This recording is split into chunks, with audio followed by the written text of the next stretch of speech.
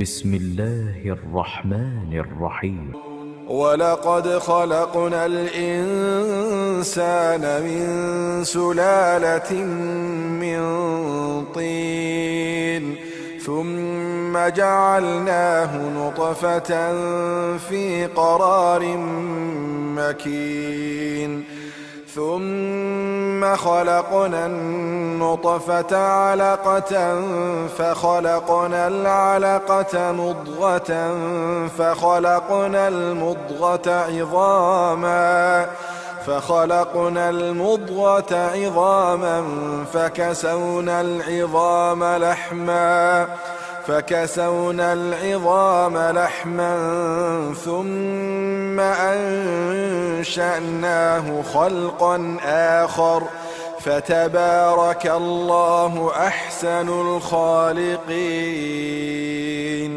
ثم إنكم بعد ذلك لميتون.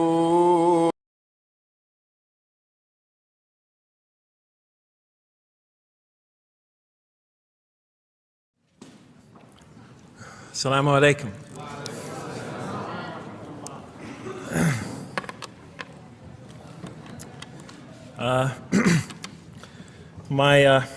I've come from the University of Kansas. We're playing in the Final Four this very instant. So I want to let you know that you've asked a lot of me today. No, I'm just joking. All right, very briefly, I just want to talk a little bit about what the Qur'an has to say about the purpose of life. I think this is an extremely important subject, especially for Muslims living in America, because we're sort of a minority, a new religion here, and many people are interested in what we believe. And I think the primary question that people want answered when they first consider another religion is how that religion views the purpose of life, the purpose of of our existence here. And so I'm going to begin, though, talking about an atheist point of view, because I want to talk about what sort of answers the Qur'an might have for an atheist. So to begin this, I need to talk for about 5 or 10 minutes about what I believe contributed to my becoming an atheist, because I grew up in a Christian family. And then I'll talk for about 45 minutes or so about what I experienced in the Qur'an and how that sort of changed my perception. So it's very simple. But my wife always says I should summarize what I'm going to do before I talk, because it's easy to get lost in my speeches. And my wife doesn't have a lot of confidence in my speaking ability. Okay, so let me start out by mentioning that my mother certainly played no role in my becoming an atheist. My mother was a wonderful woman, a beautiful lady. She had tremendous dignity and class. The neighbors loved her. She was a registered nurse, and she put in many extra hours at the hospital. She worked in the ward that dealt with dying patients, and when I would come and pick her up late from work at night, not all the patients, but many of the patients would drag me over and talk to me and tell me what a wonderful woman my mother was. When she died, her funeral was packed, and person after person that came up to me had a story to tell about my mother and her goodness. Time and time again, people described her as, "Jeff, your mother is a true saint." She was a deeply religious woman, a great mother, a great teacher, a gentle person. She never cursed. I never heard her curse, swore, ever in her whole life. Never heard her speak to anybody rudely or speak about anyone rudely. She was a tremendous example of a truly religious person. And she didn't wear it on her sleeve. It was just slowly but surely you could see it just in her day-to-day interactions with people. My father, on the other hand, was a difficult man. My father, for some strange reason, had this tremendous rage inside him. I don't know where he got it. he had this terrible violence inside him. And every night he would try to quell that violence with hard drinking. And his drinking, though, only made him all the more volatile. Because my father could be laughing and joking one minute, and he could fly into an angry rampage the next for some unexpected reason. You never know what would trigger it. And once he flew into that angry rampage, it would take, he would just go wild in the house would be in havoc, and he would rage on and on and on, and it would take an awful lot of liquor and several hours before he would finally go to sleep. And this would happen night after night after night. And so my four brothers and I was the fourth in line. My four brothers and I lived a frightening and precarious childhood. But I'd have to say the worst of it was watching my father regularly taunt and threaten and abuse my mother. And it would happen day in, day in, day in, day out, night in, night out. And it was a never-ending nightmare. You see, it's really not so bad when you're the target of your father's violence. You might think it's bad when a child is the target of their father's violence, but it's really not all that bad. At the moment of attack, you're really not thinking about anything except your own survival. When he's firing punches at you or kicking you on the ground or chasing you throughout the house, or when he's threatening you, "I'm going to hurt you, bad boy," you're not thinking about anything at that moment except escape. While all that's going on, you're not thinking about the aftermath or consequences, the psychological repercussions or anything like that. And when it's all over, you might even excuse the onslaught because you figure maybe you somehow deserved it. If not for what you did this time, maybe for something you did in the past. You could always put the blame on yourself. But a far worse fear is the terror that overcomes you when you watch your father go after your mother. Because she's the only source of warmth and kindness, of love and protection that you know.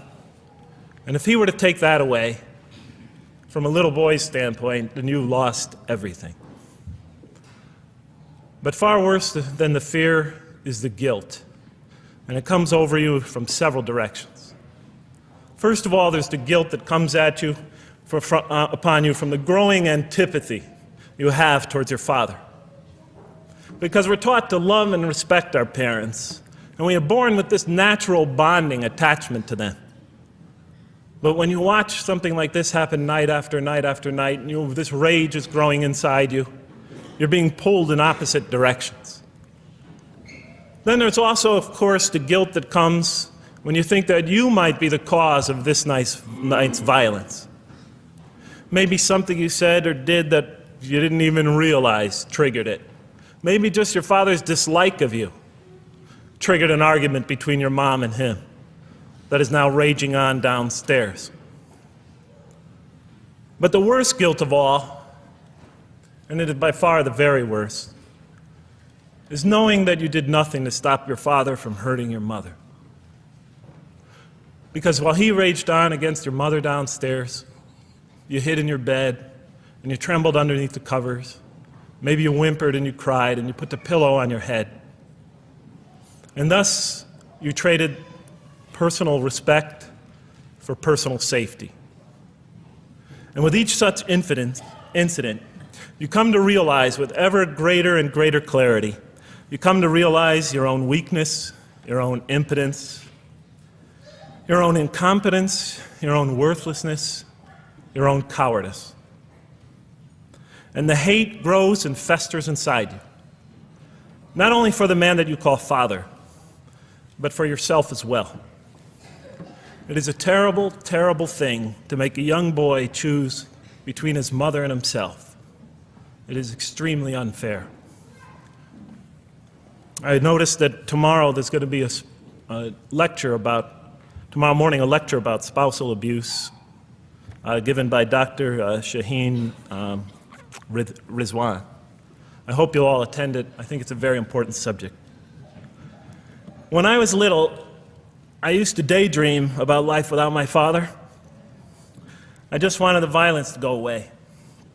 I wanted not to be afraid anymore. I felt like I was trapped in a bad dream and there was no way out. And so I prayed to God again and again and again to remove my father from our lives. But he was always there, and very soon I began to wonder if God really was. I could not fathom why God would subject my mom to such lifelong punishment. Could not imagine what great sin she must have committed, or that we, her children, must have committed to deserve my father. I didn't have the maturity to sort out such questions, but I had enough fear and anger to provoke them. I was too young to see the wisdom in allowing my mom, to suffer the violence and abuse of my father. I was too young to understand why God would let innocent children tremble night after night after night in their beds, fearing that they might not see their mother the next morning. I was too young to see how the mercy of God could even extend to my father with all his terrible failings. All I could see in my world was chaos and violence and fear, and so it became easy for me to question the existence of God, and I began to do that at a very early age. I think I'll even say that the turmoil of the 60s and 70s, that's the age when I was a teenager, in the late 60s, early 70s, only reinforced my skepticism. When John and Robert F. Kennedy were assassinated, or Martin Luther King was gunned down, when Vice President Agnew was kicked out of office and Richard Nixon soon after him, when the race riots erupted in city streets like mine, and gang fights erupted in our cities, many of those which I was involved in, when I saw the bizarre and senseless carnage of Vietnam, they all confirmed the lesson that was already ingrained in me and that my father had taught me so well, that the world is dominated by random, consuming, undiscriminating violence. And very soon I began to ask why. Why would God make it that way? Why wouldn't he just pop us into heaven from the first and spare us all this suffering? Why does he let little children in Vietnam get napalmed and run down the street naked on fire when they had done nothing to deserve it? Why does he let the race riots go on? Why does he let the leaders be assassinated? Why does he just let the violence go on and on and on for people who had nothing to do with it? It wasn't of their own making. Why didn't he just make us angels and pop us into heaven if he could make us angels, which I was always taught he could? Why did he make us so susceptible to sin? Why didn't he make us impervious to it, like he made the angels? Is this the best world he could create, I thought? Is this the most perfect world he could create for our existence, for our beginning? I just couldn't figure it. And all the explanations I received from priests and doctors and lawyers, from whoever, spoke to me or taught me, they just didn't make sense to me. In any case, so I became an atheist when I was 16, even though I was going to Catholic school at the time. Declared myself an atheist in one class. It was a confrontation between me and a priest. We were talking about God and the purpose of life. And I expressed my views, and he said, well, then you don't believe in God. I said, well, I guess I don't. And then through my junior and senior year of high school, I got an F in religion, even though I continued to do very well on the tests. In any case, when I was 28, to make a long story short, some friends of mine gave me a copy of the Qur'an. And one night I was sitting in Diamond Heights, my apartment in Diamond Heights in San Francisco. I was working that time at the University of San Francisco. I was 27, 28 at that time, I can't remember. And I ran out of stuff to read, and I took this gift that my friends gave me and I began to read it. And I came to the first verse. Well, I opened the Qur'an, read the first page, then the second, and then very quickly, in the second surah, about 37 verses into the Qur'an, I came upon the story of mankind. And I have to admit, I read through it very quickly. It was about 9, 10 verses long, story of the first man and woman. And I recognized some of the details. It was similar to what I had learned when I was a child, but I noticed that there was something wrong. It was apparent to me that whoever authored this Qur'an, of course I wasn't a Muslim at the time, so I didn't have any idea who that was, whoever authored this Qur'an clearly did not understand the real meaning of the story, because they had obviously gotten the details confused. They didn't even understand the whole purpose of the story. And so I just read through it once, and then I read through it again, just to try to see what kind of point the author was making, and then I read through it a third time and a fourth, and then I realized this is something strange going on here. I'm going to read this much more carefully. I'm going to need to go through this story line by line, verse by verse, because it's obvious that the author is trying to bring out another point. And I wasn't quite sure what it was, but definitely he packs a lot of meaning into almost every word. And I thought the writer, at least, seems to have a great measure of brilliance. And so I'll try to sort of take you through what my experience was as quickly as I can. So I came to the 30th verse of the second surah, Surah Al-Baqarah, and it began like this. It said, "Behold, your Lord said to the angels, I am going to place a vicegerent on earth." The Arabic word is khalifa. It means a representative or an emissary of mine. "I am going to place a vicegerent on earth." And they said, the angels said, "Will you place therein one who will spread corruption and shed blood, while we celebrate your praises and glorify your holiness?" And God said, he said, "Truly I know what you do not know." See, that's the verse that hooked me. That's the verse that caught my attention. That's the one that kept on making me read the story again and again and again. Because listen to the way it begins. "Behold, your Lord said to the angels, I am going to place a representative of mine on earth, a vicegerent of mine, an emissary, one who acts on my behalf." I thought, that's not the way it goes. You're not supposed to be placing man on the earth in some positive role, some elective office. You place man on earth as a punishment for his sin. Clearly, I knew the author didn't quite get the point. But still, it was an amazing line. But then I come to the next line, and it says, "And the angels say, will you place therein one who will spread corruption and shed blood, while we celebrate your praises and glorify you?" I looked at it again. I couldn't believe the question. They said, "Will you place therein one who will spread corruption and shed blood, while we, the angels, celebrate your praises and glorify you?" I looked at that and I said, exactly. That would be my question. Why would you create this being, supposedly for some positive role, when he's capable of doing tremendous wrongdoing? When he could spread corruption and shed much blood? Why would you create this violent and pernicious creature when you could create angels? As the angels clearly say, while we, the angels, celebrate your praises and glorify you. They're asking one of the most fundamental questions in the entire history of religion. Why create you, man, this utterly fallible creature, this creature who could rebel against God's will, who could do such tremendous wrongdoing, who could wreak havoc like no other creature on earth, when you can make them angels?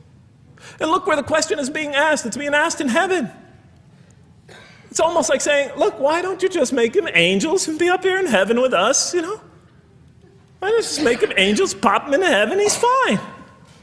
Why would you put him on earth where he could feel distant from you, where he could work out his worst criminal tendencies, act them out, feeling somehow independent and apart from you and free to do whatever he wants, when you could just make them angels and put them into heaven and make them perfectly submissive to your will? I looked at that question and said, that's my question. I'm not even a single verse into the story of mankind, and there before me I see my question. That whole question, everything that I ever thought, everything that I ever experienced, everything that I ever knew was in that question. It was as if the author took my life and wanted to pick out exactly the right question to humiliate me, to provoke me, to anger me.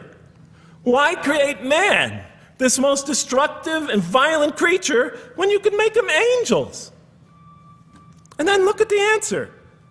And he said, God said, truly I know what you do not know. You know, in modern parlance, we would say, I know exactly what I'm doing. I read that and said, what? You know what you do not know? You know exactly what you're doing? Well, please inform me. Tell me what you're doing. Because, you know, I'm 28 years old and I haven't figured out it yet. And I have a lot of issues that I'm still dealing with that's connected to this question. You can't just get off that easy. You can't just tell me you know exactly what you're doing. Not after what I've been through. Not after you made me this way. And then I realized, of course, I was arguing with a God I didn't even believe in. And that would happen several times as I read through the Qur'an. And sometimes I would just get into so agitated by what I read, I'd start arguing with this voice that I'm reading before me, that's calling to me. So we turn to the next verse. It turns out that the Qur'an just doesn't dismiss the question. It starts to answer it a little bit. And in the next verse it says, and he taught Adam, God taught Adam, the names of all things. And then he placed them before the angels and said, tell me their names if you are right. So this verse is clearly referring to the previous one. But notice what it says. Now, from my own background, I remember Adam naming things, but it wasn't connected to any answer to any philosophical question. But here, notice what it says. And he taught Adam the names of all things. And I realized already, just from the first verse, you got to read these verses very carefully because it's packed with a lot of symbolism and meaning.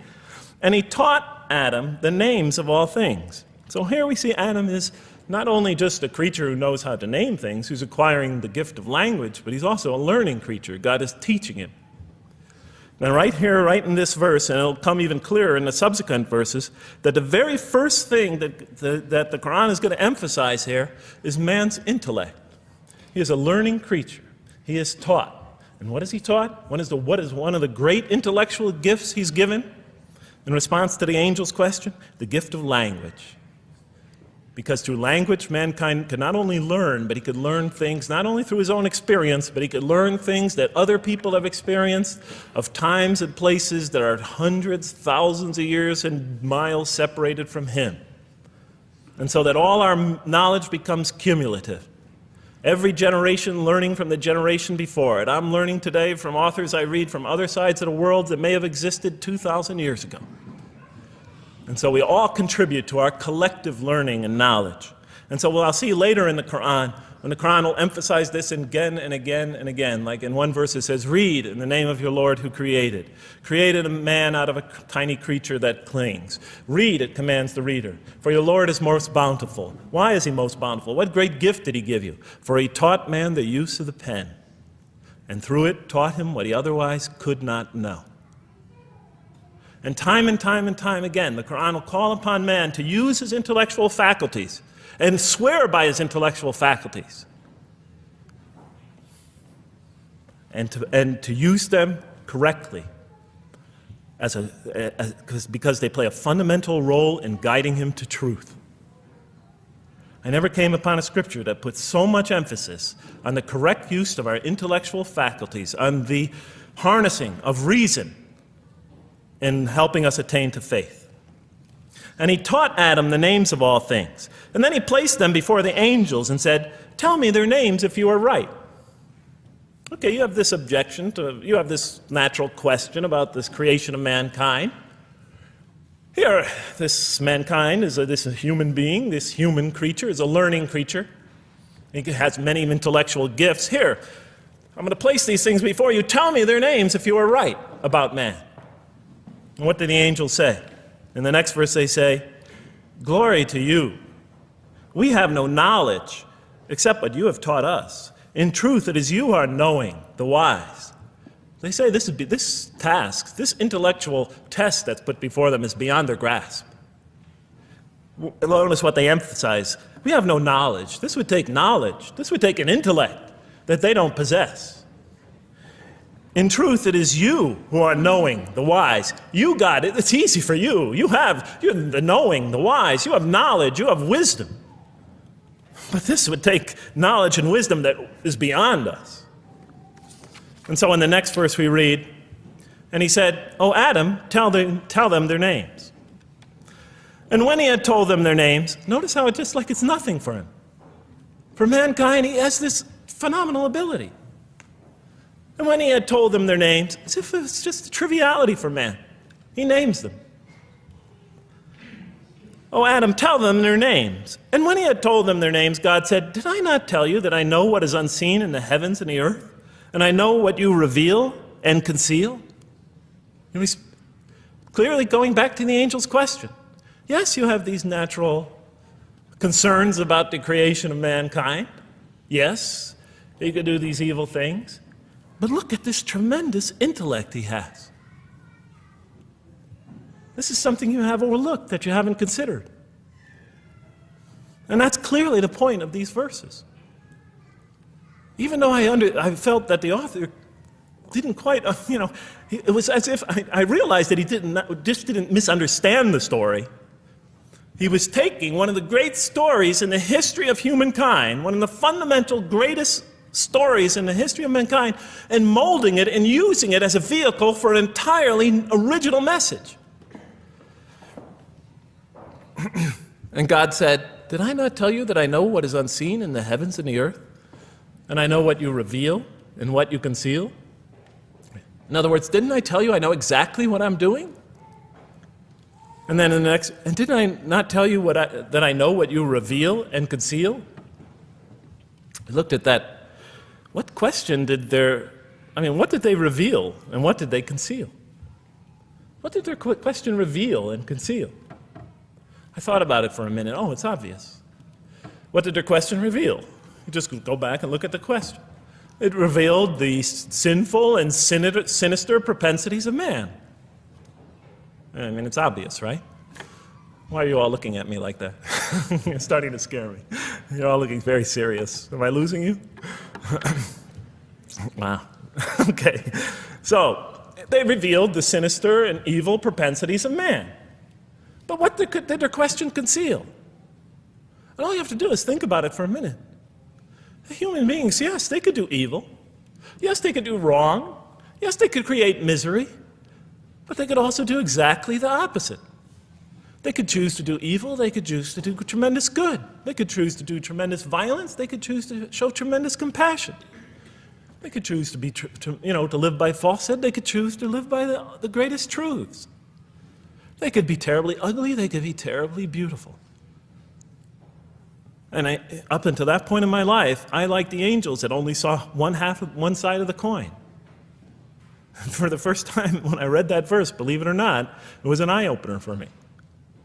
I had always been obsessed with the evil potentials of human beings. When I read that verse, I realized that, and I had a great example right in front of me with my own mom, I realized that I had been blinded by only one side of human nature. So we go on to the next verse. "And behold, we said to the angels, bow down to Adam, and they bowed down. But not so Iblis." Iblis is like the father of Satan. Satans, satanic beings, forces, creatures, existences. "He refused and was arrogant. He was of those who reject faith." An interesting statement. "And behold, we said to the angels, bow down to Adam. And they bowed down." Bowing down could symbolize two things. Bowing down could symbolize the superiority or potential superiority of one being over another, and so they bowed down to them. Bowing down could also mean that they serve that creature in some respect. Of course, the Qur'an says that all beings serve God, all created beings serve God. But this verse seems to be indicating, and the rest of the Qur'an will make it clear, that these angelic beings, these angelic entities, will serve the development of mankind. We'll even see later that the satanic beings serve the development of mankind. Both forces, angelic and satanic, will serve the development of mankind. Because one will present man with a choice to do the most altruistic things. The other will simultaneously try to influence man in the opposite direction. And so human beings will be moral creatures, and they'll have to make moral decisions. And it's in those moral decisions that they will grow spiritually and morally as human beings. And they'll take that into the next life.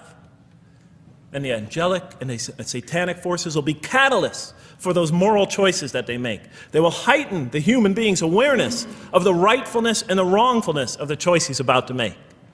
And the self, the soul, the nafs, as they say in Arabic, will have to make the ultimate choice between good and evil.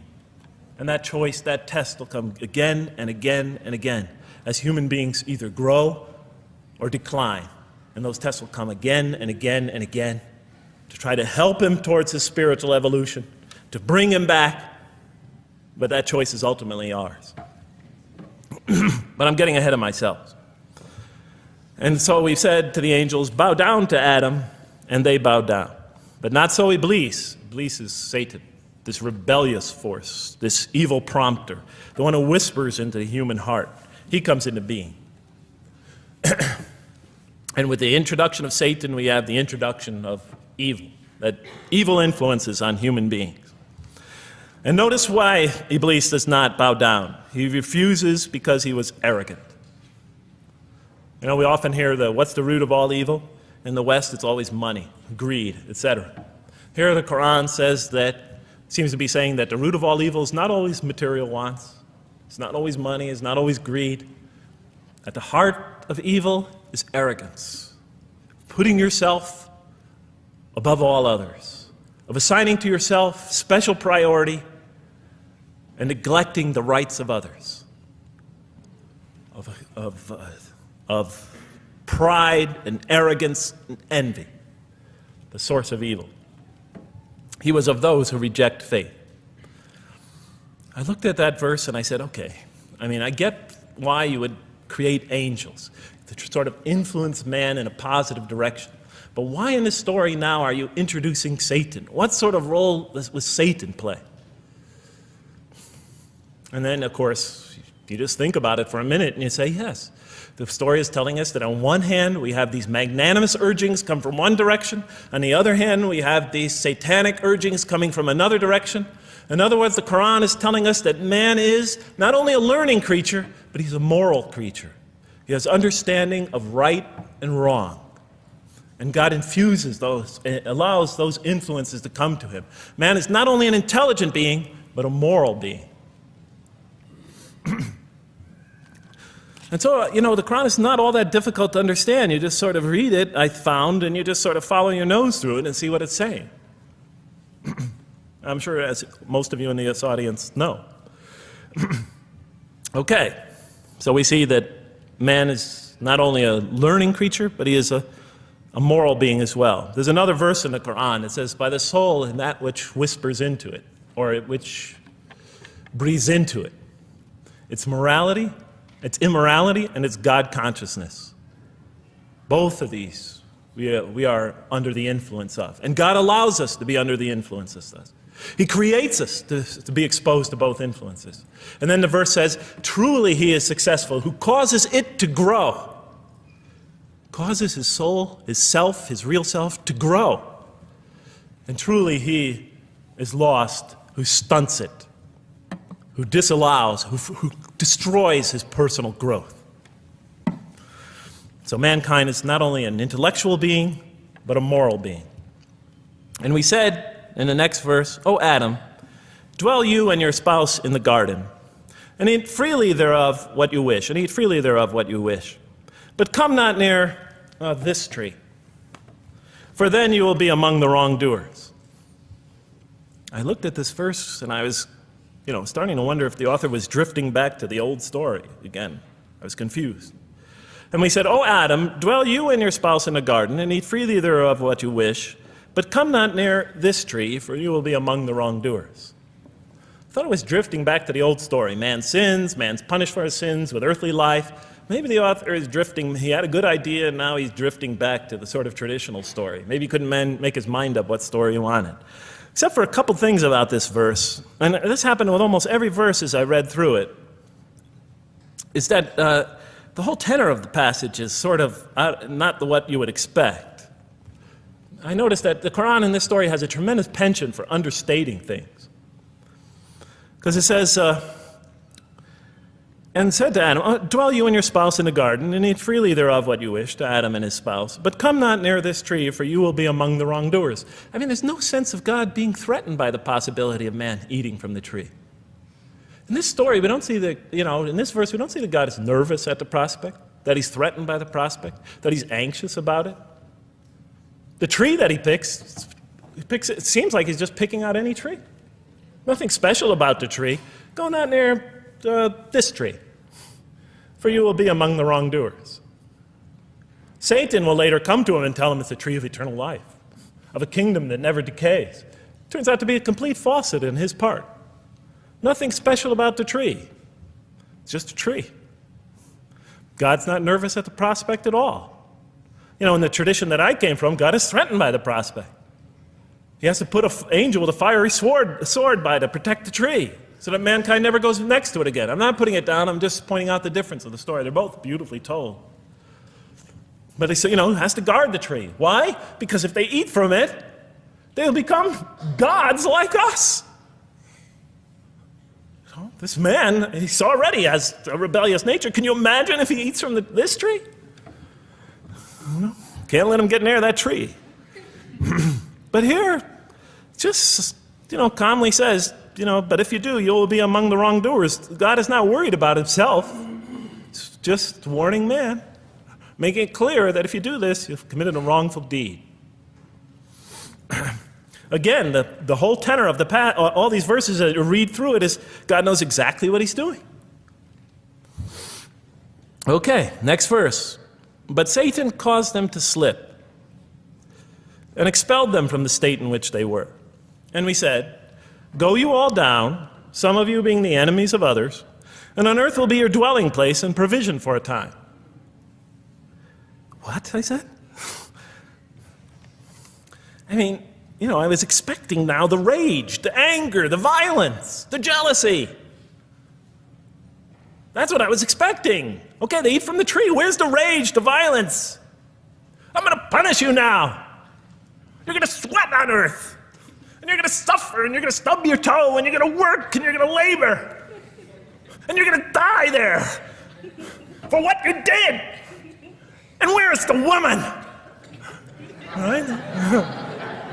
And the woman. All right? She's the one who's going to suffer the most. Right? She'll have to suffer labor pains and monthly cycles. Right? And bleeding and crying out when her children come into the world. And she'll scream out. And worst of all, the greatest humiliation, the man will rule over her. When he's obviously her intellectual inferior because she and the angels she and Satan seduced him, and he just bumbled along and committed a real, wrong deed. Well, I don't mean to make light of it. But the story is obviously different, though. No threat here. As a matter of fact, look at the way it says, O Adam, dwell you and your spouse in the garden, and eat freely thereof what you wish. But come not near this tree, for you will be among the wrongdoers. Then they make the mistake. But Satan caused them to slip and expelled them from the state in which they were. And we said, go all you down, some of you being enemies of others, will be adversaries of others. Some of you will be adversaries of each other, and on earth will be your dwelling place and provision for a time. This is not a deity losing it. If you look at it, I mean, on earth will be your dwelling place and provision for a time. Well, it's not the words of a God that has got lost, that is really extremely upset. On earth will be your dwelling place and provision for a time. When I walked into the hotel today, and they said, and it's this nice one up there, I don't know the name, I can't remember the name of it, but it has a continental breakfast. And they said, your room will be room 111, and there's a continental breakfast in the morning. I didn't say, I didn't think they were mad at me. Because they said, you're going to sleep here, and this is going to be your provision in the morning. Oh, thank you. But notice something else about this verse. I mean, when you read these verses for the first time, I don't know, maybe I'm nuts. And many people think I am. But when you read these verses for the first time, I mean, this is just so much that catches your attention. But Satan caused them to slip. I remember, I couldn't get that verse those words out of my head. Satan caused them to slip. To slip? The greatest sin in the history of the human race, and it's called a slip?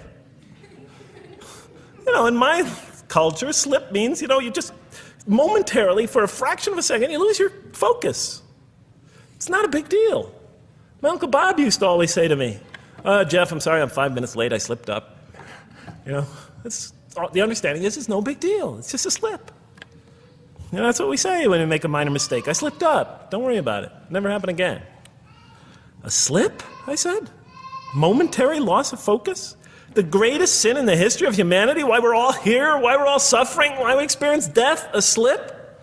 I didn't believe it. I went to my Arabian friends at that time. I didn't know any Arabic. They came to this verse. We went through it line by line. I said, Now don't change any words, just read them one at a time. But Satan made them, and I said, okay, this one right here. What does it mean? Tell me what that means. They looked at it, it says, slip. Slip. And expelled them from the state in which they were. A slip, I thought? But then maybe I was trying to force the traditional understanding, the traditional interpretation. Maybe it was just a slip. I mean, after all, they didn't commit murder. They didn't commit robbery, rape, pillaging, assault. They ate a couple of pieces of fruit. It's not the greatest sin in the history of humanity by any means. And then the next verse says, and then they were expelled from the state in which they were. Well, what state were they? Let's see now. Let's go back from where we started. First, mankind is being taught. We see he's an intellectual being. Then we show he's a moral being. Moral being means he's a being that's going to have to make choices. And then God gives him this choice. It's not a huge deal. It's not the gravest sin in the history of humanity by any means. It's minor by any standards. They make it, though. We see that God originally intended to put man on earth as his vicegerent. We see a period of preparation where he's being prepared intellectually, where he's growing intellectually, where he's growing as a moral creature. When does God finally put him on earth? What signals that he's ready to begin? He makes his first independent choice.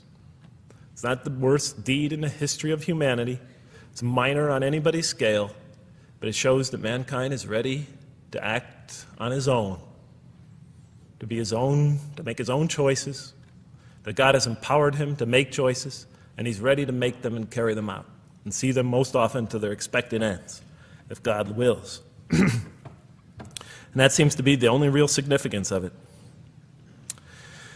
But I thought, maybe I'm getting this wrong. Maybe God just blows off into an angry rampage the next verse. So I look at the next one and it says, and then Adam received words from his Lord. And God turned to him mercifully, for he's oft returning, ever merciful.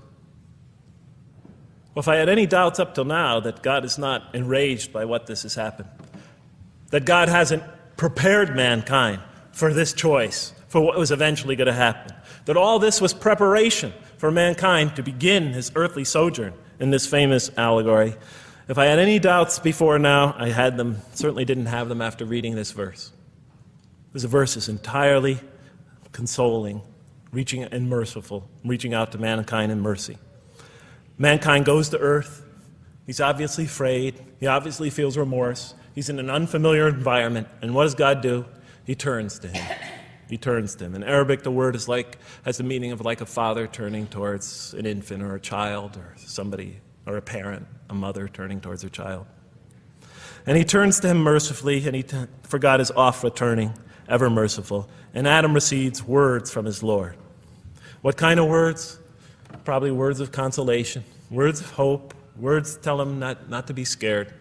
And in the next verse we see those are exactly the type of words that Adam receives. He says, go down, Adam and his spouse. Go down from this state, all of you together. Repeating that again, just so that we know that this is not a punishment here. Go down from this state, all of you together, and truly there will come to you guidance from me. And whoever follows my guidance has nothing to fear, nor shall they grieve. It is an emotional picture. This young couple is here, in fear, in shame, feeling remorse, and God reaches out to them and turns towards them and tells them, you have nothing to fear, nor shall you grieve. I know this is tough for you, but you've been prepared for it up till now, through your entire existence. It had to happen. This is a necessary stage in your development, in your growth, but just hang in there, follow my guidance, be true to me and I'll be true to you, I'll guide you, I'll help you, I'll do whatever you need. Just follow my guidance and you have nothing to fear, nor shall you grieve. Okay. So I was impressed. I thought this author, whom I didn't know, I thought was extremely brilliant. Because the story is entirely coherent, but it's bringing out entirely new meaning. And it's stressing some things in the human equation that I would never have normally thought of. Actually, I thought these sort of things argued against the existence of God. Here, the author was using them to say, look at these play a fundamental role in the purpose of life. What? Intellect. Human beings have intellect. Right. In response to the angel's question, they are moral creatures, and they are subjected to evil and angelic promptings. And they have to choose between them again and again and again throughout their existence. And their growth, which the Qur'an talks about frequently, is going to depend on that. We're here to grow, as we will see. But it emphasizes choice. Human beings are creatures of choice. It also emphasizes suffering. Suffering. Hey, that's pretty nice writing. It also emphasizes suffering. Human beings are going to suffer here on earth. That's the first thing that the story mentions. Spread corruption and shed blood? Havoc, suffering, pain? Yes, these three things play essential roles somehow, the story is saying, in our development on earth, in our very purpose of our development. These are the three things we've always had the most trouble grappling with, all theologies have. Why give us intellect? If it leads us often to challenge in our minds the existence of God, if we can't reconcile the existence of God with our minds, with our reason, why give us choice if we could choose to do wrong? Just make us angels. Why let us suffer so on earth? Just pop us into heaven. And here the Qur'an is telling that these play essential roles in our attaining of faith. Not only these, of course, it also mentions guidance, God's forgiveness, revelation, etc., angelic forces, satanic temptation. It mentions all these other things as well, but these three essentially really caught my attention. I never expected that these three things would be emphasized. And so as I read through the Qur'an, I looked, anytime I saw anything that seemed to relate to this, I would write down notes and underline it. You know, and I would walk up and down in San Francisco with my pen as I'm walking, because I like to walk about 7 miles every day, and I'd be underlining. My friends would always say, Jeff, what book are you reading? And I would lie to them. I'd tell them, oh, it's a great novel or something. You know, I didn't want them to know that I was reading the Qur'an. I think they thought I was going nuts. But in any case, so very quickly, I was wondering, does the Qur'an really emphasize reason? Does it really emphasize choice? Does it really emphasize suffering? How much more time do I have, Madam Speaker? 35? 25, okay. I'll do the best I can. So let me just try to indicate to you, as I read through the Qur'an, and I'll try to get through this quickly, because you guys look tired. And I know you're interested to find out how that basketball game is turning out. Let's see, does the Qur'an really emphasize reason as essential to human growth, to this experience we're having on earth, to our very purpose? And the answer is definitely yes. So much so that even Western Orientalists, people who wrote against the Qur'an, said that this is a major feature of the Qur'an, a feature that you cannot miss. Henri Lemens, writing in the early part of this century, one of the famous Orientalists, you know, who wrote very much against Muslims, hoping to unseat them from their religious belief. He wrote, the Qur'an, and this is his quote, is not far from considering unbelief as an infirmity of the human mind. Unbelief is, he thought, and he was saying it mockingly, is like, you know, you can't think straight. You're not using your mind right, as my father used to say. Maxime Rodinson wrote at length about the rationalistic approach of the Qur'an to faith. And this rational tone of the Qur'an is one of its most salient features, beyond doubt. I'll just give you a few quotations. One of its fundamental themes is that people ignore or reject God's signs and corrupt religion precisely because they do not use their reason. And the Qur'an will say that again and again and again. The Qur'an says about the disbelievers, they refuse to reason and are a people who do not reason. I have 7 such quotes in the Qur'an. The Qur'an will say, will you not reason? It mentions that 14 times to the reader. God reveals signs and lessons and admonitions so that, and this is a quote from the Qur'an, perhaps you will finally use your reason. There are 8 such statements in the Qur'an. From the Qur'an's viewpoint, reason and faith are allies, just as illogic and false belief are allies. And it clearly sets the conflict along these lines. It says the right way has henceforth become clear from error. Those who benefit most from the Qur'an are persons of insight.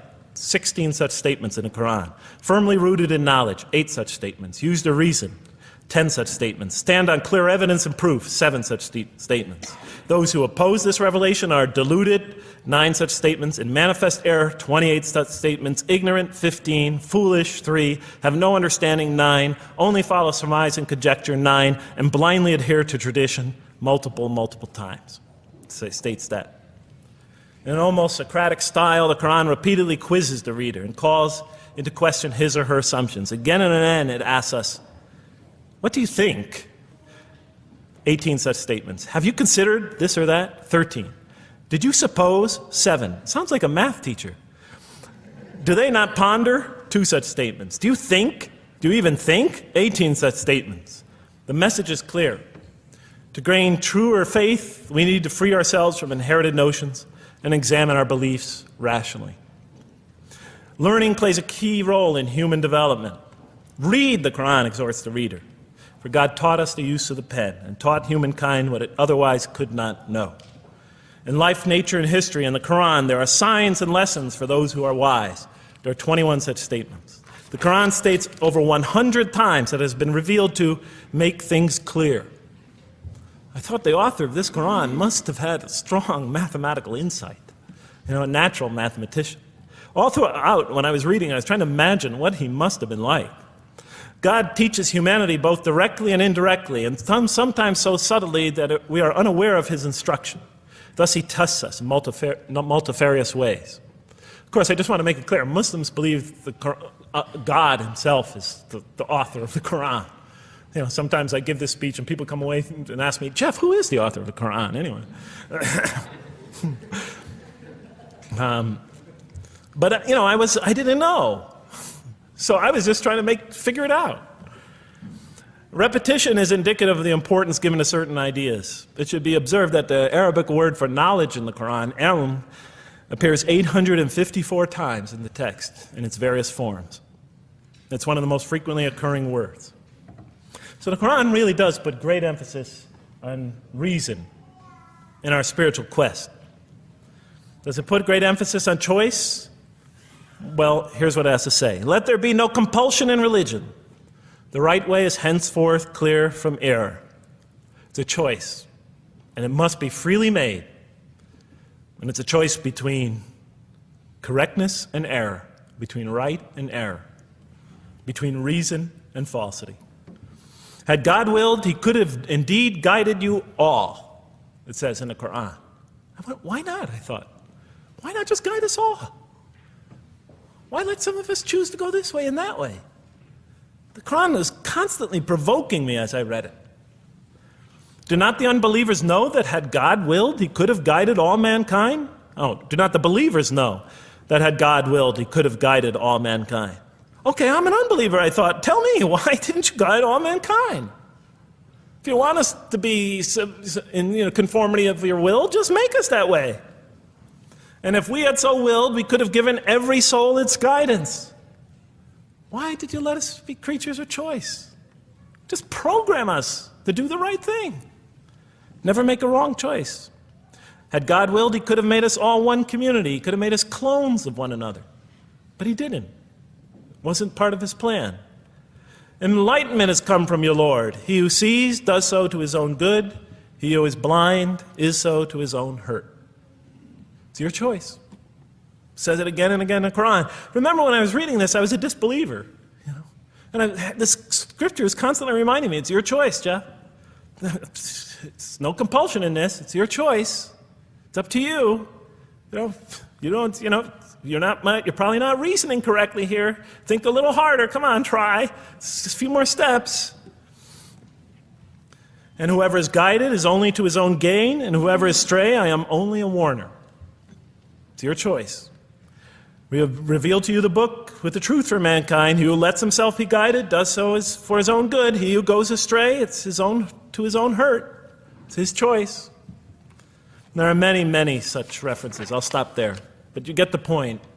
The Quran clearly emphasizes that choice plays a key role in our development.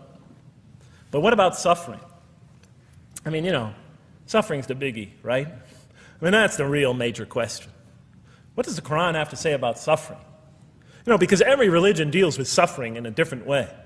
It's either something you have to be saved from, and so some religions stress salvation, or it's something that you have to sort of transcend through meditation and training, so you can sort of not feel it so much, get above it and beyond it. Some religions see it as primarily punishment. Some see it as, some of the more ancient religions see it as the result of the precarious and whimsical, control of many gods working against each other, playing with human beings. Different religions have dealt with it in different ways. But almost all of them, I would indeed say all of them, have sort of seen it as something not so good. But let's see what the Qur'an has to say about it. Something to be avoided, to transcended, to be saved from. The Qur'an says just the opposite. You are going to experience it. You will suffer in this life. And it plays a fundamental role in your development, in your growth, and in what you are to become. This scripture didn't just say you're going to experience it. It said you should embrace it. You should struggle through it. Your life should be a struggle, it says. It should be a jihad. Yeah, right? But that's what it says. Jihad means struggle. When the Quran most says jihad, it's very seldom, it's most often not in the context of fighting. Qital is the Arabic word for fighting. But it says even in the Mecca verses, long before Muslims had to defend themselves against their oppressors, it mentions that you have to struggle in the path of God. With the Quran, it even says. Struggle in the path of God with this Quran. Life is a struggle. It says in one verse, most assuredly we will try you with something of danger and hunger and the loss of worldly goods, with the loss of your lives and the fruits of your labor. Most assuredly we will try you. It's not just talking about evil people, good people. But give the good news, the glad tidings. Be happy for those who are patient in adversity and suffering. Good news, I thought? Doesn't the author understand the terrible effects of suffering? Give the good news to those who are patient through adversity, who when calamity befalls them say, truly unto God we belong and truly unto him we shall return. In other words, that this could benefit them. It was a remarkable statement. Here's another one. Do you think that you can enter paradise without having the like of those who passed away before you? And the next verses start to explain these people were good people who suffered terribly. Do you think that you could enter paradise without going through the same? Why, I thought? Why do we have to suffer in life? Misfortune and hardship befell them, and so shaken were they that the apostle and the believers with him would exclaim, when will God's help come? These are good people. When will God's help come? Oh, truly, God's help is always near. You will certainly be tried in your possessions and yourselves, the Quran tells the reader. You're going to face hardship. It's guaranteed. Every soul must taste of death, and we try you with calamity and prosperity, both as a means of trial. And to us you are returned. You are going to have hardship here. There is going to be no heaven on earth. This environment is made to be an environment of adversity. It is made to be an environment where you have to work, where you have to struggle, where you have to strive. And it plays a key role. Oh man, truly you've been toiling to your Lord in painful toil, but you shall meet him. You're toiling, yes, but you shall meet him. We certainly created man to face distress. What, I thought? We certainly have created man to face distress. You made us to face distress? Does he think that no one has power over him? Sometimes people get, so down, they just think, this can't be a God. Look how I'm suffering. He will say, I have wasted much wealth.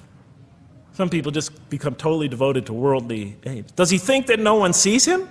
Have we not given him 2 eyes to see with, a tongue, and 2 lips to communicate with, to learn from by communicating? Can't he see around him? Can't he tell from communication with other people? Haven't we pointed out to him the 2 conspicuous ways? What are the 2 conspicuous ways? But he attempts not the uphill climb. One of them is the uphill climb. And it says this is the way you should be pursuing. And what will make you comprehend the uphill climb? It is to free a slave, or to feed in a day of hunger an orphan nearly related, or the poor one lying in the dust. Then he or she is of those who believe, and exhorts one another to patience, and exhorts one another to mercy. You have not attained to faith until you struggle the uphill climb. It's telling us you should pursue the uphill climb. What is the uphill climb?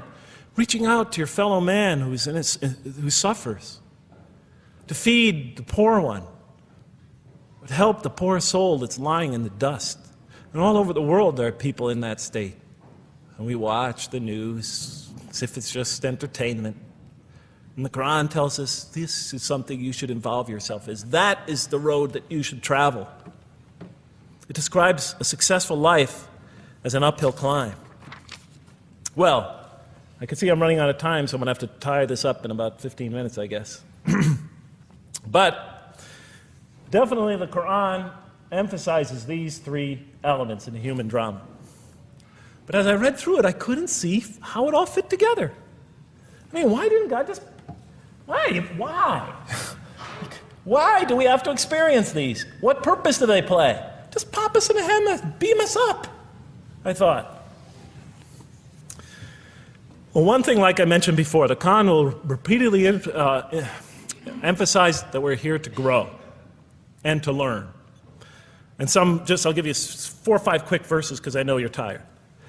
It says, Our Lord, and raise up in their midst a messenger from among them, who shall recite unto them your signs, and that shall teach them the book and the wisdom, and who shall cause them to grow. We have to learn wisdom in the book, and Revelation in particular, and who shall cause us to grow.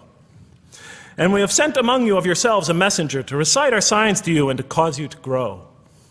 Truly God was gracious to the believers, this is in the 3rd surah, when he raised up from among them a messenger from themselves to recite his signs to them and to cause them to grow. It is he who has sent among you who has sent among the unlettered people a messenger from among them to recite his signs and to cause them to grow. These are all distinct references. Just 2 more. There are many more. And the soul and that which breathed into it, its immorality and its God consciousness. He is indeed successful who causes it to grow. And he is indeed a failure who stunts it. And in the 92nd surah, Surah Al-Layl, it says, Far removed from it will be the righteous who give his wealth that he may grow. So the purpose somehow is to grow. We're in a growing, learning, developing experience. We weren't just created when we came into the world. This is actually a stage of our creation. Just as our development in the womb was a stage in our creation, our essential stage in our physical creation, this is an essential stage in our personality creation, in the creation of our real being. That which we take into the next life, our essential selves. We've gone from the physical creation in the womb, primarily physical, now to the human creation, the personality creation in this stage.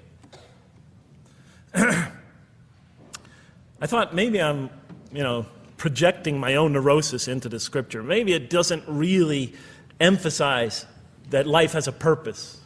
But time and time again, I would find it does. For example, just quickly it says, those who remember God standing and sitting and lying down and reflect upon the creations of the heaven and earth and say, Our Lord, you did not create all this in vain.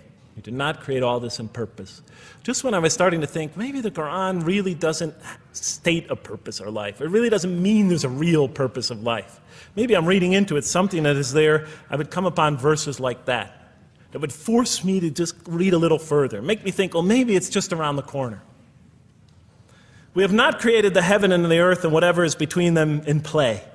If we wished to take a sport, we could have done it by ourselves, if we were to do that at all. God doesn't create to satisfy his whims or fancies or entertain himself. Do you think that we created you purposely and that you will not be returned to us? It says in the 23rd surah, the true sovereign is too exalted above that. In the 44th surah, we did not create the heavens and earth and all that is between them in play. That serves a purpose. Now, what sort of purpose can it possibly serve? So I tried to, apparently the Quran speaks about believers and those who are the rejectors. You have the believers on the one hand, the rejectors on the other. Now apparently God has created us to be believers. So I tried to study what the Quran has to say about the believers, and it's a natural thing to do, to see what it wants us to become, if it has anything to do with these essential elements that it stated. I mean, it's a natural way to approach it. I think you agree. Do you agree? Somebody nod your head. That's what I say to my math students. Just one head nod is enough for a mathematician. Get one head going, okay, I did my job. Okay. So, how does the Quran describe the believers? What are they supposed to attain to? What is their ultimate thing that they're supposed to get? What are they ultimately supposed to achieve? And it's very clear when you read the Quran that what they will achieve in this life and will experience to so much greater degree in the next is they will experience a relationship of love with God. They will turn to God in love, and God will turn to them in love. In the Quran, God's mercy, compassion, forgiveness, kindness, beneficence, warmth, generosity, all the things we normally think associated with God are freely given to all mankind. But when the Quran speaks of God's love, we would normally think of that as God's love. But when the Quran speaks about God's love, it's talking about something very special.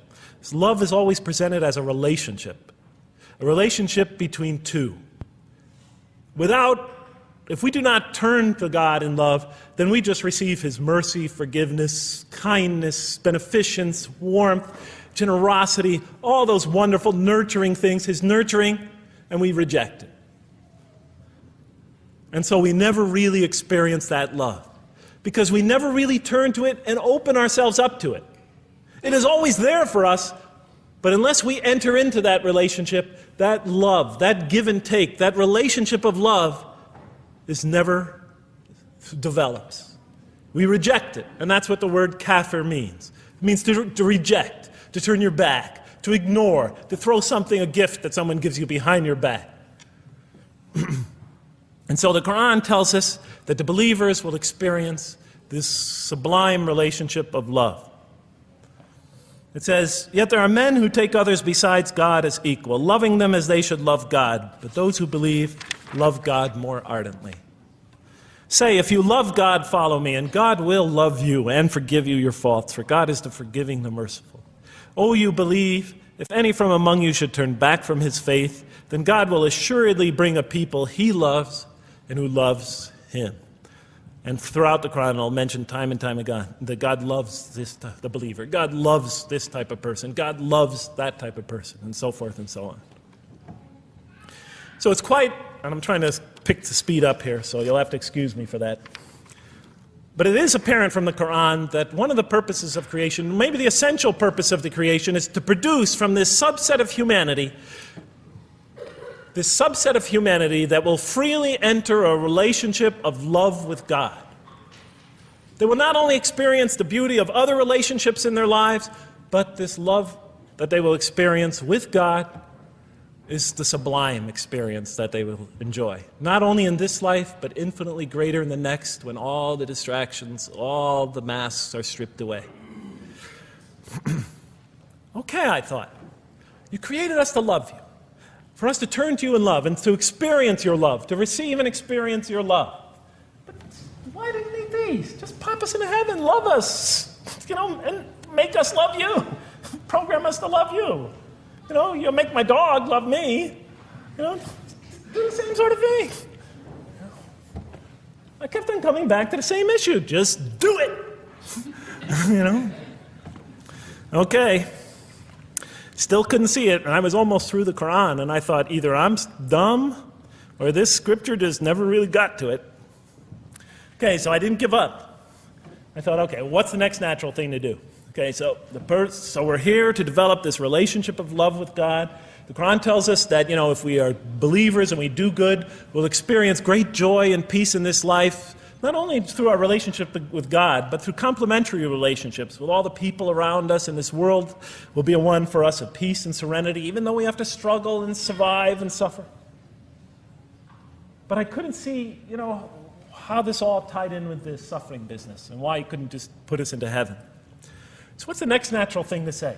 Okay, so we're created to have this relationship of love with God, to enter this relationship, to experience and receive all that he has to offer us. So the natural thing to do is to study the two partners in that relationship. What does the Qur'an have to say about us, the believer? What does it ask of him and her? What does it require of them? And then what does the Qur'an tell us about God? And then is there some essential nexus, some essential connection between them, and does it have anything to do with these? Because if the Qur'an doesn't show that, then the essential link that links all this together, that pieces it all together, is missing. And as I thought to myself, whoever this author is, and by now I knew he had fantastic genius, even though he came from the primitive confines of the most backward, most uncivilized sector of humanity, of people that had no literary history, really, to speak of, no great works of literature, no scriptures that preceded him, even though he came from the desert of culture, even though this came out of that environment, and the mind behind it had to be tremendously and phenomenally genius to come out of that surrounding and produce something like this. If that essential link was missing, I knew that, he was great, but, and extremely great. But, what do you expect? How could anybody answer those questions? Nobody in the history of humanity has been able to answer them. Okay, so I thought, first I'll see what the Qur'an has to say about the believers. What does it require of them? Then what it has to say about God, and see if there's some essential link. Are you following me? You're giving me the note. Get off the stage. Okay, I'll do my best. It's a deep subject. We're almost done. Bear with me a few more minutes. I'm sorry, really. I know Siraj Wahaj, when he gives these sort of speeches, he always says, okay, I'm finishing up now, and then 10 minutes later he says, you thought I was telling you to... I won't say that, but just give me a few more minutes. Bear with me. Okay, quickly. What does the Qur'an ask of the believers? From the Qur'an's many exhortations and its descriptions of acts and types of individuals loved by God, it's not difficult to compose a partial list of things that the Qur'an wants us to do, which it calls good deeds, time and time again. To believe in God, to have faith in God, to have a relationship with God, and to do good. So what does it describe as these good deeds? Well, as I read through the Qur'an, it says that... Can I take this away? Remember, intellect, choice, suffering. It says we should show compassion. Show compassion. We should be merciful. I have the references here, but just excuse me, I'm not going to list them all. We're running out of time. We should be forgiving. Forgive others. We should be just. We should protect the weak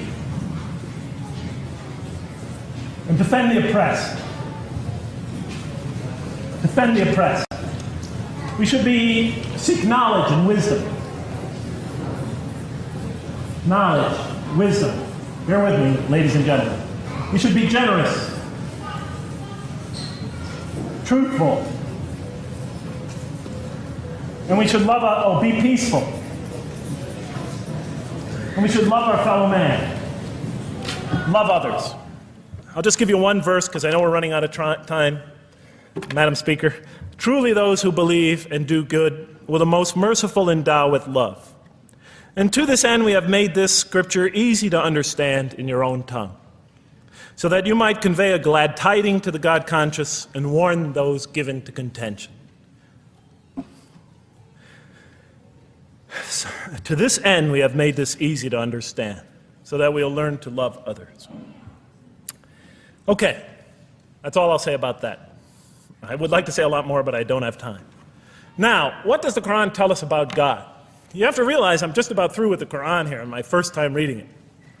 And now I was really caught. I searched my head. What does the Qur'an tell us about God? It tells us nothing could be compared to him. that he's outside anything that we may compare to, that our definitions do not encompass him, that our reason cannot comprehend him, that he is transcendent and we are finite, that he is immortal, he transcends time and space and we are bound by it, that he is immortal, we are mortal, he is uncorporeal, we are corporeal, that we have no way of comparing ourselves to him. Nothing could be compared to him. I thought, oh my God, I'm so close and yet so far. Because I'll never understand the essential link between us and God and why these three things fit into place. Because the Qur'an tells us that we could never really quite understand God. Or at least that's the way I thought. And so I put down the Qur'an when I had finished it. And much to my dismay, I was honestly disappointed because I thought the author made a brilliant try. But he never quite made it. And so I was sitting in front of, about 3-4 weeks later, I was sitting in Diamond Heights in my apartment watching a football game, I think it was. And you know, sometimes things just slip into your minds when you least expect them, and I'm sitting there watching it, and all of a sudden into my mind came a thought. And I said, wait a minute. The Qur'an does tell us so much about God. It tells us again and again and again, but somehow I just missed it. Just skimmed over it every single time. Because if you turn to almost any page, if you turn to the beginning of any surah, you could see time and time again essential information about God that I just thought was sort of a literary device, something to make it just sound more beautiful. Because if you turn to the beginning of any surah, you'll see the words Bismillahir Rahmanir Rahim, in the name of God, the most merciful, the most compassionate. If you read almost any passage, long passage, when you come to the end of it, it's punctuated by dual attributive statements like God is the merciful, the compassionate, God is the forgiving, the gentle, God is the kind, the protector, God is the generous, the truthful, God is, and so forth and so on. There are tens of thousands of such references in the statements in the Qur'an. What the Qur'an defines as God's most beautiful names, his attributes of perfection, repeated again and again and again on almost every page. And as I sat there, sitting by the television, I started to jot them down in my, on my little piece of notebook there. Same notebook I used to jot these down before. And I began to list from my own mind the attributes of perfection as I remembered them. And they were, God is the compassionate. God is the merciful. God is the forgiving.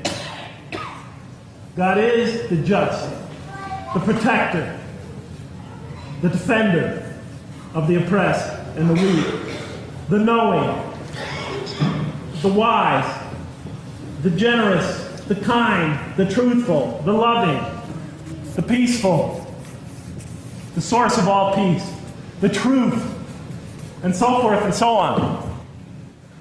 Every item I had listed in my list for the qualities that we human beings are supposed to develop, the Quran was telling me had its infinite source and perfection in Allah, in God. And then all of a sudden, all the pieces fell together. Then I suddenly saw it, as I see most of you probably see as well. That now, suddenly it all began to make sense to me. In what way do I say that? Well, it was now obvious why we had to develop these qualities. It was now obvious how these things on the floor here fell into place. And I'll just say it clearly. We're here to develop a relationship with God, to become closer to God. But how can you become closer to God when He's transcendent and you're finite, when He's immortal and you're immortal, vice versa? When He's immortal and you're mortal, when He's unbound, fettered by time and space, and you are, and so forth and so on. How can you become close to that one? If I want to become close to you, I need to have something to share with you, something that we have in common. So for example, if I want to come close to this young man here physically, I'll approach him, because we both have bodies, and I can position my body closer to him. Physical presence, bodily presence, is something we both share. If I want to become closer to that gentleman back there, if I want to become closer to him intellectually, I'll reason with him so we will have a convergence of minds, because we both possess reason. If I want to become closer to one of my sisters on this side emotionally, I'll try to appeal to their sentiments, because we both share feelings and similar types of experiences that generate those feelings. But how does one become closer to God?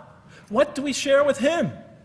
We share with Him exactly what He gave us. Because the Qur'an tells us that when we came into this life, He breathes into our spirit something of His Spirit. And that we come into this world with the seed of these very qualities within us. And we could either kill them, stunt them, as the Qur'an says, or cause them to grow. And when we grow in these, we grow in our ability not just to experience tremendous beauty in life through all this, but we grow in our ability to receive and experience the infinite beauty, the infinite peace, the infinite truth, the infinite compassion, the infinite mercy, the infinite, etc., all the way down the list, that only comes from the infinite perfect source of all these. The more we grow in mercy, the more we grow in our ability to receive and experience in this life and in the next, to an infinitely greater degree, the mercy of God. The more we grow in compassion, the more we grow in our ability to receive and experience God's compassion in this life, through prayer and through ritual and through contemplation and through other experience of others. And of course, infinitely more in the next life, the compassion of God. The more we grow in our truthfulness, the more we grow in our ability to experience God, the truth, because all truth comes from God. The more we grow in these things, the more we grow in our ability to receive and experience God's attributes of perfection. The more we grow in our ability to receive and experience His being. And that sort of nearness we are growing to Him is tied to our essential nature and to His. It's more than just physical nearness. It's more than just a convergence of ideas. It's more than just a convergence of feelings. It's a convergence of essential beings. It's the closest type of nearness two can feel, two can experience. I'll just give you a quick analogy, because this helped my children. Let's pretend I have a goldfish, a dog, and 3 children. 3 daughters, let's say. And I do have 3 daughters. No matter how much of my love, compassion, forgiveness, caring I pour upon that goldfish, it could only experience it to a tiny degree. It might not even really be aware of it, because it's a very primitive creature. But my dog, on the other hand, when I show it all my kindness, all my love, all my compassion, all of what is essentially me, it can experience it to a much higher degree than my goldfish. And through its interaction with me, through its own trying to give its own self to me, we could experience a quite wonderful relationship. But my children, especially as they grow older and go through their own experience and their own development, could receive and experience all the love and the compassion and the forgiveness and the caring and the generosity and the protection, everything I have to offer. They could experience my being to a much higher degree than my dog ever can. And we could have a relationship of beauty that I could never have with my dog, as much as I love animals. Having had 3 daughters, I know that the relationship that you have with 3 beautiful daughters could never even come close. No other relationship could approximate that. Of course, my relationship with my wife is also extremely beautiful, and she might hear this. And she's a wonderful woman, really. I mean, she's the source of so much beauty. But, okay, Madam Chairman, I am ready. So that seems to bring it all together. So now, I thought, wait a minute. That doesn't explain this. Why the intellect? Why the choice? Why the suffering? I thought, you almost had me, this Qur'an. You almost duped me. You almost tricked me, seduced me into accepting this philosophy. But wait a minute. What about intellect, choice, suffering? Why do we have to experience these? Why couldn't you just programmed us to be merciful, compassionate, forgiving, etc.? Why do we have to go through all this? And then, of course, the answer came to me as quickly as I thought of it. So we are creatures, and we grow, and we become. And yes, and you could make us anything you want, but you can't contain any of those attributes I listed without these three things. In mathematics, we try, three premises that go into, proving a theorem. We try to see if we could take one of them away, and if it's essential. And all three of these are definitely essential. For example, you could program a computer never to make an incorrect statement, but it doesn't become a truthful computer. Never heard anybody say to me, Jeff, this Macintosh is the most truthful computer I ever saw. If it's programmed, it's not truth. You could program a CAT scan to help the sick, but it doesn't become compassionate. Never heard a doctor say, Jeff, if you want to see a compassionate CAT scan, you come right over here. Right? Because all those things, compassion, forgiveness, truth, caring, love, all are born out of choice, suffering, and reason. In order to do a compassionate deed, when we consider reaching out to someone in compassion, that person, first of all, that's inconceivable without the presence of suffering, an environment where there's suffering. And when we decide to help them or not, we reason in our minds, what is this going to require of me? It's going to require some suffering on my part, some in my giving of myself. And without that mental process, it doesn't become a compassionate deed. And if it isn't by choice, it's not a compassionate deed. It's that choice that makes it compassionate. Same thing with truth. Truth is a choice between telling the truth or not telling the truth. Oftentimes we tell it when we're at risk to our own personal loss. The more suffering that might come out of that choice, the greater is the truth behind it. The greater the act of truthfulness. And all the time we have to weigh the consequences of that choice. If I tell the truth there, my teacher's going to give me an F. If I don't tell the truth, I might get an A. We weigh it in our mind. Last example, the famous wedding vow. Do you take this woman to be your wife in sickness and in health, for richer or for poorer, until death do you part? What are they asking us? Do you knowingly make this choice, understanding full well what's at stake here? That it might involve richness but poverty, health or sickness, that suffering's going to be involved until death. Once a young lady told me, you never really loved me. Because when the growing got tough, when things got hard, when we hit rock bottom, when my life fell apart, you just got up and left. And she was right. And she understood full well that that's what love is all about. It is through giving and suffering together and hanging in there with each other and not bailing out and persevering through suffering, making that choice and knowing what you're doing. All those three things are essential. So it's very easy to see why the Qur'an stresses these. For in order for us to grow in these, I dropped it, we have to have these. And that's why it's very easy to see, ladies and gentlemen, why the Qur'an, 30 seconds, Madam Chairman, why the Qur'an talks about sin as self-destruction. The Qur'an says when we sin, we commit, the Arabic word is dhulm, or zulm, however dialect you have. Dhulm against ourselves. We oppress, we destroy ourselves. Because when we don't grow in these, when we grow in the very opposite of these, we are literally destroying ourselves. When we grow into the things that are antithetical to these, we are destroying our natures and will not allow ourselves to receive and experience the beauty that could be in store for us this life and the next. It's like coming into this world and developing in the womb none of the physical things you need to experience comfort and joy and peace and happiness on a physical level in this life. It's as if you're coming into this life and you've destroyed yourself physically somehow in the womb, and you came into it and you had nothing to protect you from the cold, from the heat, from the harshness of the elements, from germs, from disease, nothing to protect you, nothing to satisfy, give you the ability to satisfy your thirst or your hunger, nothing for you to experience any physical comfort. This is all that matters as we go into the next life. If we don't develop these through our relationship with God, our very purpose of our being, then we will experience terrible suffering in this life, worse than if we came into this life in a physical state that didn't avail us of any of the comfort of this life. And so it'll be worse than fire.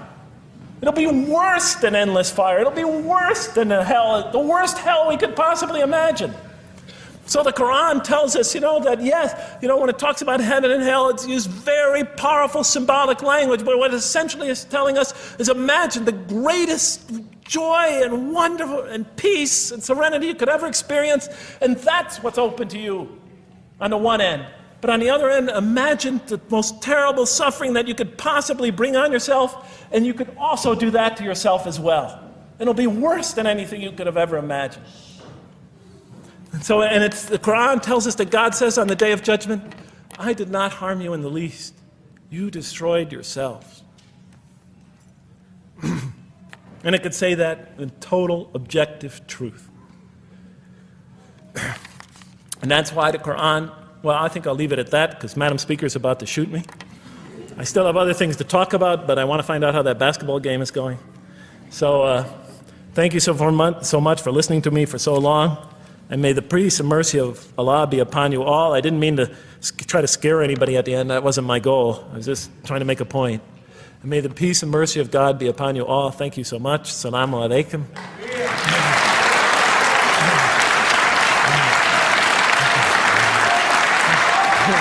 Thank you.